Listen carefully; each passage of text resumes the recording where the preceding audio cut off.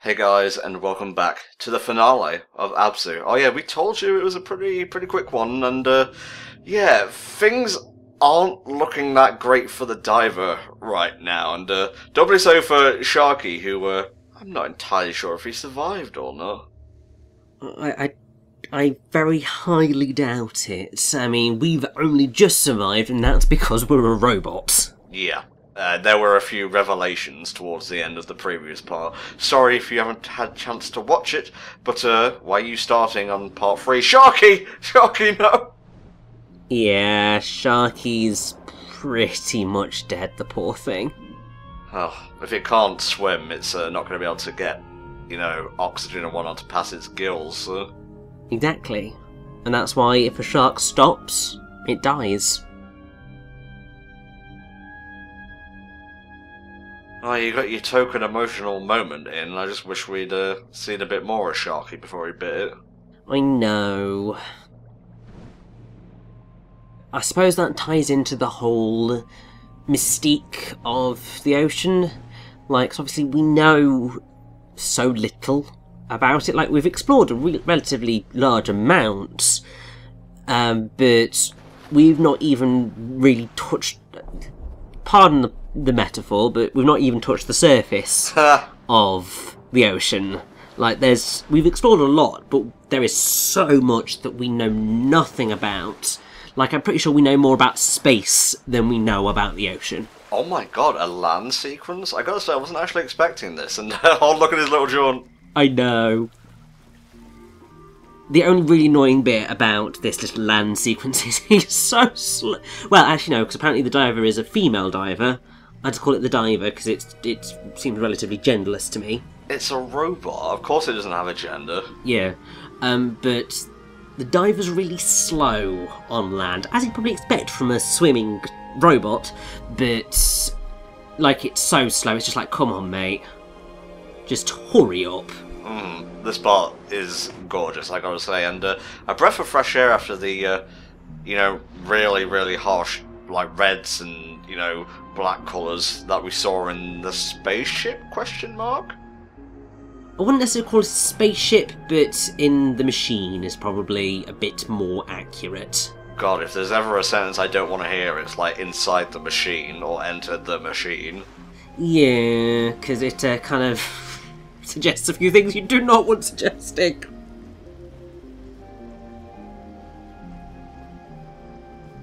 It's cool. I go along at my own pace. That said, it's just like, just come on, just jaunt a little bit quicker. I know you're damaged, but you can, you can walk a bit quicker. So I gotta say, I'm not really sure why the giant pyramid was, I understand why it would create smaller versions of itself, but I don't know why it was creating the cameras, so to speak, because that doesn't seem to have as much offensive capability as the pyramids do. Yes, I think that... So obviously you can theorise whatever you want about the narrative of the game. It's sort of... I think the cameras were meant to... Once again, they were meant to assist the people in being able to help the ocean, but then the pyramid ended up sort of then just continuing to make them for its own... Well, not even its own gain, just because that's what it was built to partially create, and so it just continued making them.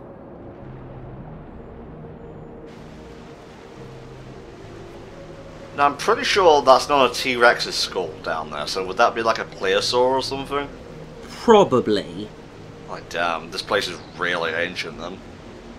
It is very, very ancient, and there's a lot of really old fish in this particular area of the game. Nice. Basically, so the other thing with the pyramids is that they, I think, were intended to harvest the energy of the ocean to be able to use it elsewhere. But obviously that then killed the ocean and killed the civilization that created it. Yeah, that tends to happen when you try and play God. Exactly.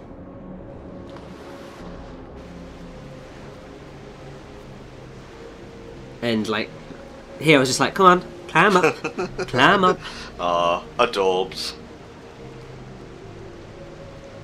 It is possible, and I think I do it a few times, where you can breach the surface and roll onto the land, which is always quite a delight to pull off. But it is easier said than done. Mm-hmm.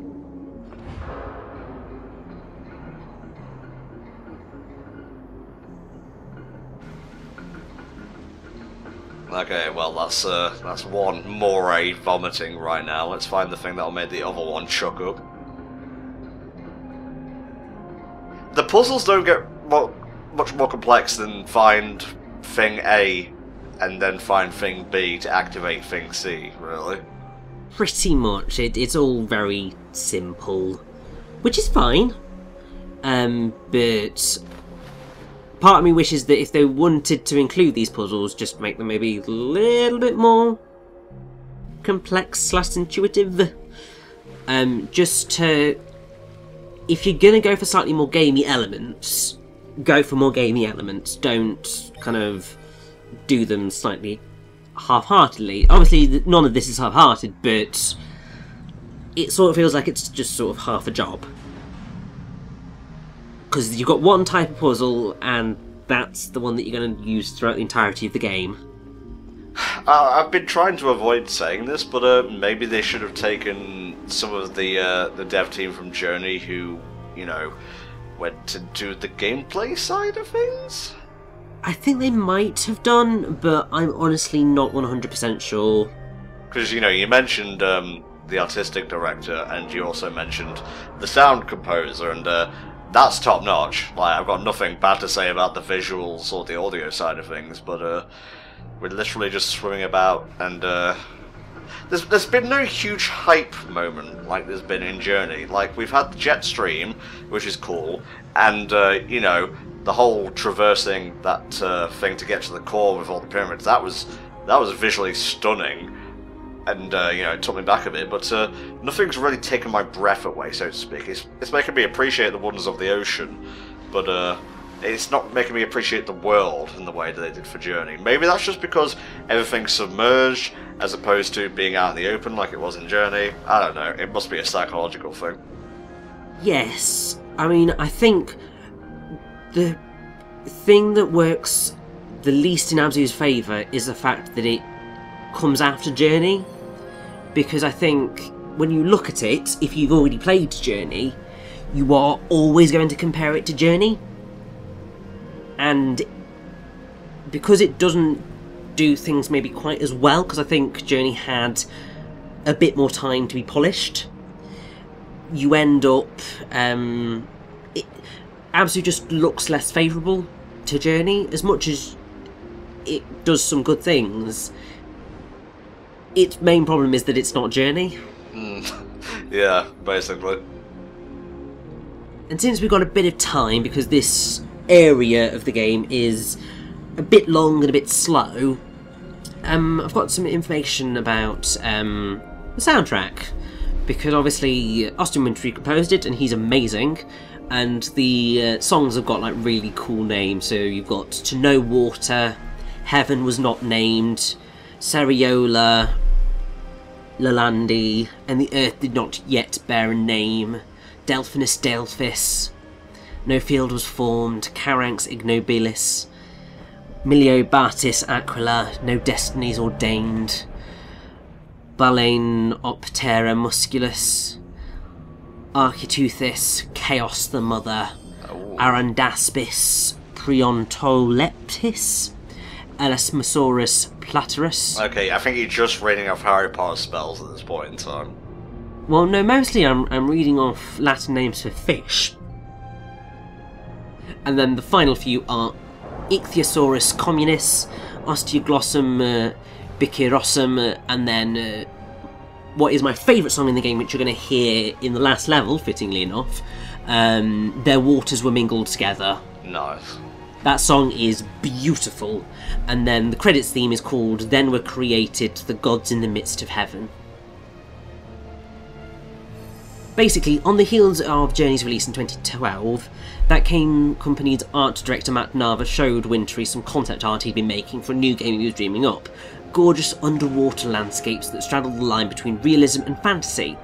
Not long after, he founded Giant Squid and invited Wintry to join him in the creation of ABZû. The overall progression was not unlike the collaboration on Journey. Wintry started with the theme To Know Water very early in the process and then spent the next 3 years developing that material in tandem with the game. So actually it did have about 3 years, so really there's no excuse for it being gameplay-wise as it is. Both game and music went through many iterations and conceptual shapes before arriving in what you hear and see now. As always, that process of discovery was challenging and often filled with self-doubt.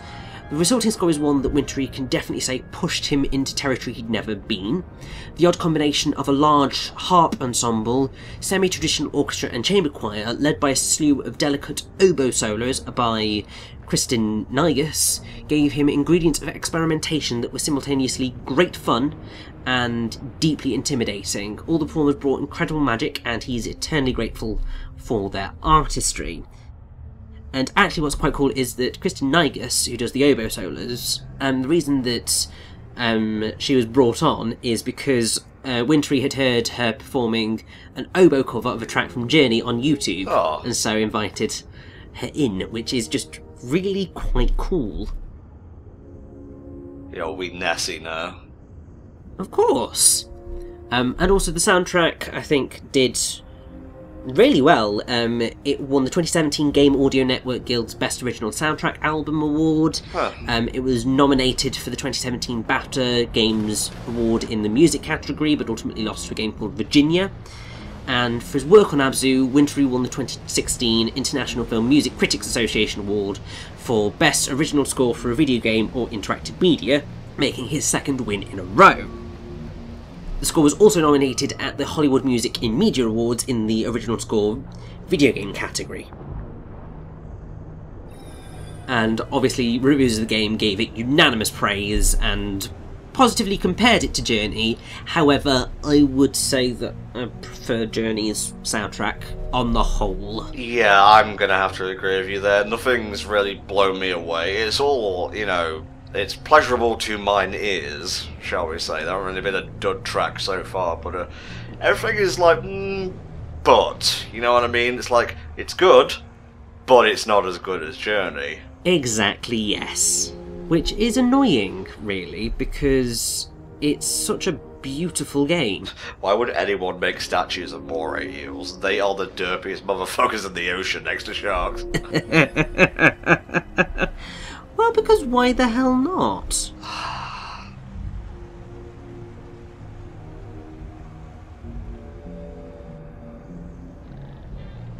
But yeah, I'd say my favourite time with ABZû is right in the game's last chapter, which is great, but it's slightly annoying that it took so long to reach that point where I'm just like, yes, I love this.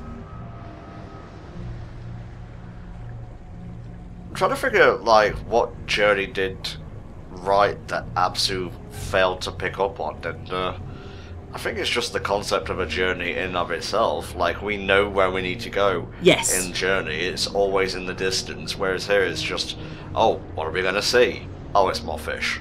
You know. Pretty much, yeah, like, the whole thing of Journey is that there is a push, like, you have a reason to keep going onwards. It's the mountain.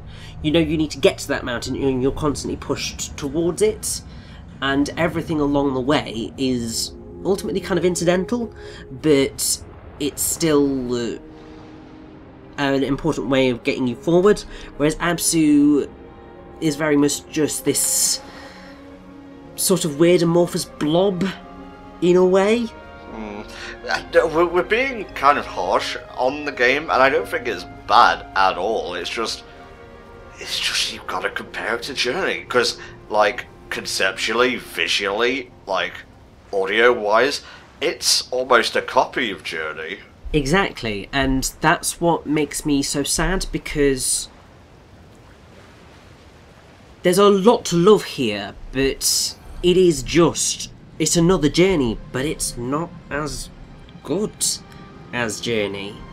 And that's a shame. I mean, in terms of review scores, it was reviewed relatively positively, as you'd expect.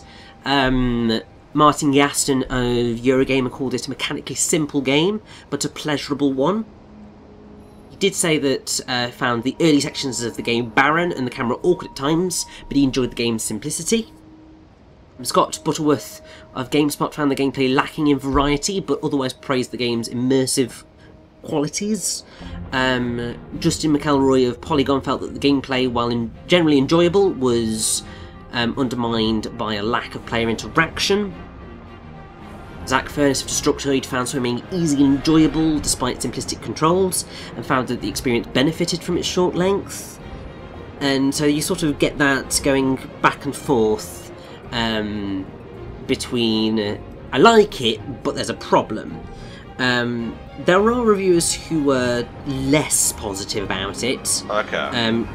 You had Zach Furness, who obviously praised it for that little bit, felt that ABZU's story was not as grand as its developers touted, and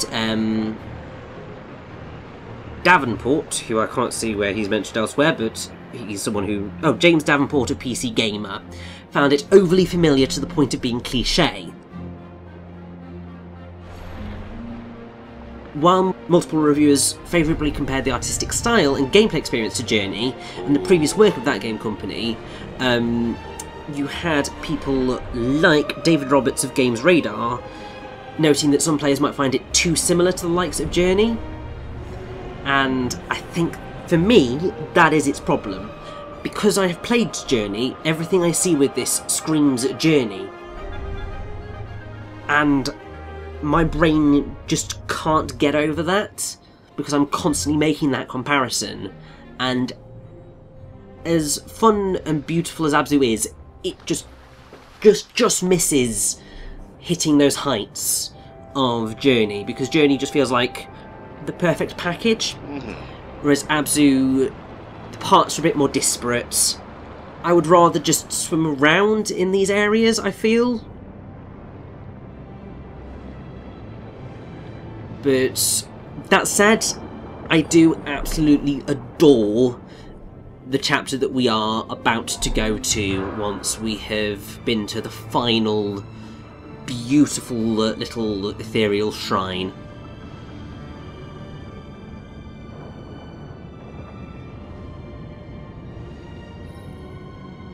Alright, just gotta open it up. Indeed. I had a moment where I was just like, I'll go down and, oh, it's locked. Oh yeah, I have to open it. That would help. Oh, what you like? You're too busy hating Journey. That's what it is, Rich. You hate Journey. Wait, no, you hate ABZÜ. God, get it wrong. Joke ruined. A ball playthrough. No, the thing is, I do genuinely... There, I can't even speak now. I do genuinely... Oh, for God's sake. I'll try it one more time. Third time's please the charm. I do genuinely like ABZÜ. It's just... I love Journey. And that sort of thing is always gonna happen when you have a game that's so similar that you love. You just can't help it. These playthroughs are kind of...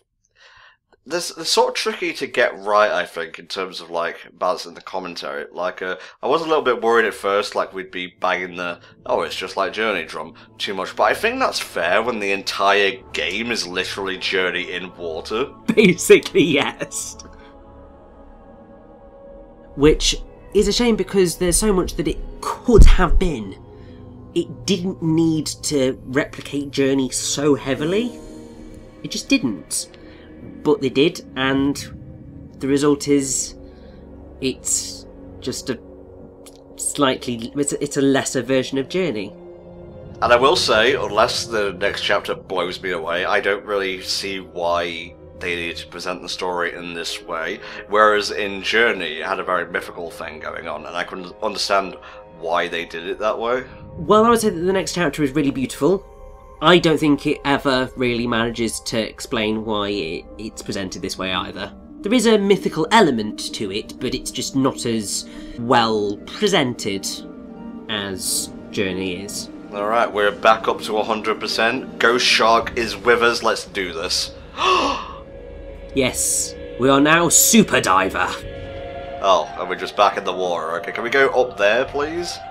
No, we're going to go into the best bit of ABZÜ, with their waters are mingled together. It's beautiful. It's very much the apotheosis moment of ABZÜ. Okay.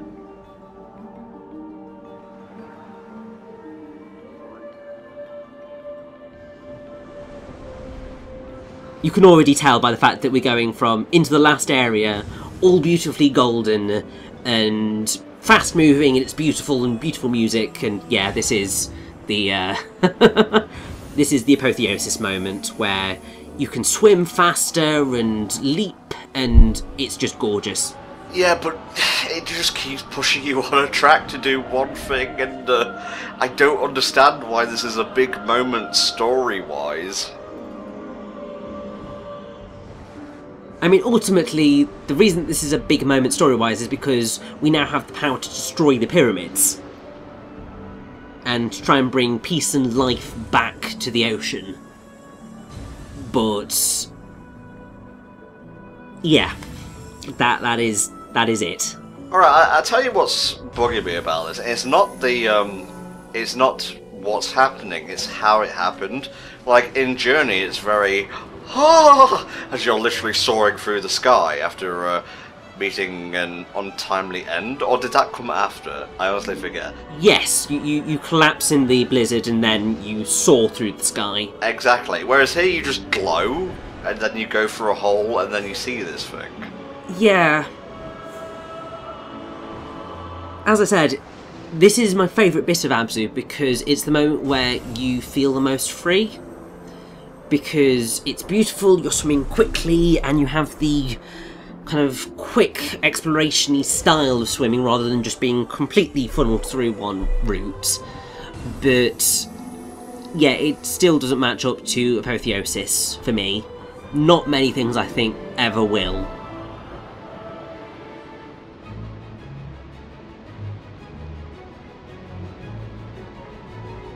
But this is still a gorgeous bit of the game, and the last real area that we're going to get to is just stunning.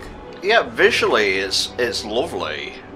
I hate to put a but on that, but it doesn't save the narratives. That's kind of just bugging me, and I'm sorry. I usually try to strike a balance between. I try to find the good in everything, basically, because just listening to someone bitch isn't fun, and if I've been like that, I'm sorry.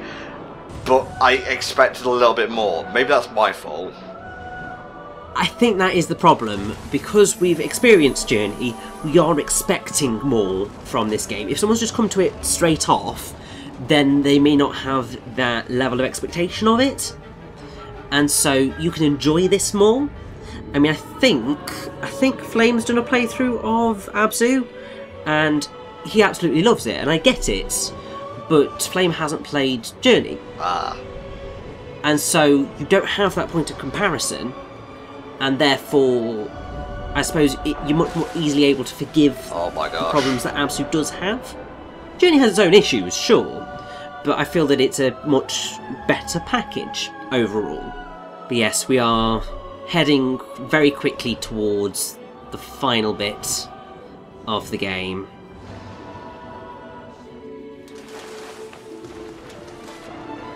I did notice the water level rising, by the way, so maybe the sea's coming back?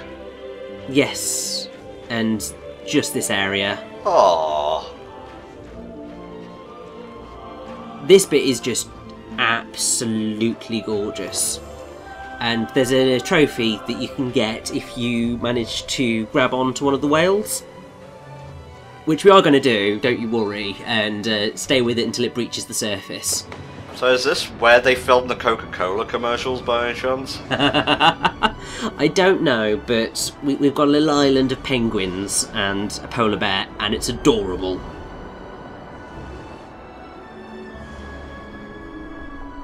Credit where credit's due, this is visually stimulating. It's keeping my eyes glued to the screen. I love this final area because it's just beautiful. You get the music, which is gorgeous, and you just get the joy of swimming, which is really the main part of ABZÜ that's wonderful, is just the beauty of swimming through the ocean and going at speed. It's just a lot of fun. Yes, we're just going to stay with this blue whale until he breaches the surface. Beautiful. And it's quite a gorgeous little mini scene, and you get a trophy for it as well, so yes! I'm assuming you've already done that then. I hadn't actually when I did this bit in recording. There was a few trophies that I hadn't gotten, and I think this was one of them.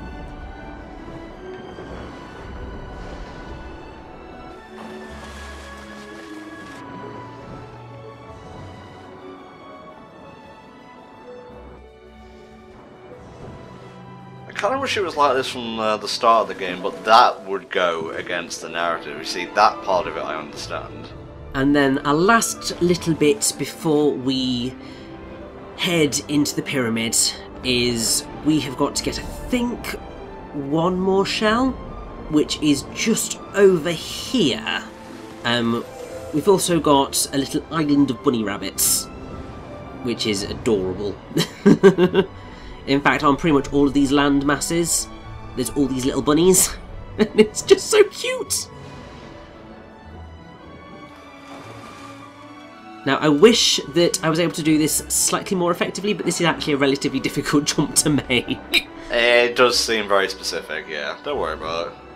Because you've got to be going at big enough speed to be able to get high enough. I almost got it! Almost got it! Oh, fuck. Back in the ocean. But, yeah, you've got to be going so quickly.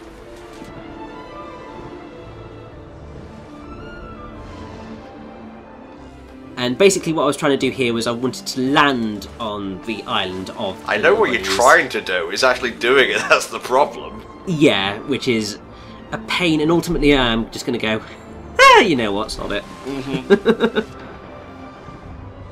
So I think now is the time to hopefully head, after one final jump, to head into the pyramid. Please, past me. Oh, lovely, lovely.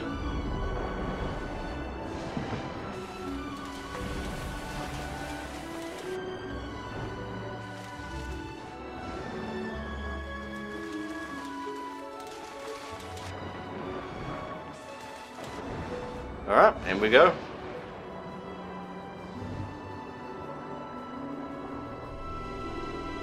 And just because I have to be fancy...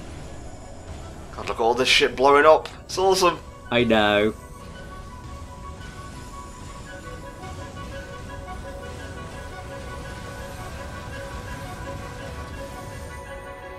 Oh, you're worried now, aren't you? Oh, God, no, I fucked up. And so the shark is avenged. That was the point of the story. It was all leading back to the shark. Bringing life back to the ocean. Annoyingly, after we've done that, that's the end of the game, and that's basically it. Visually, this is super pleasing, but I don't know why I should care. And that sounds awful, I know, but I just don't see why it's being presented. I don't know why there's lore, essentially. If it was just about reclaiming the ocean, I think that would be fine, but I don't know if the mysticism element works. I don't think it does either, and also, I have to say, credits music really bores me. Oh, well, enjoy that now. See you next time for the extras, I guess. See you then.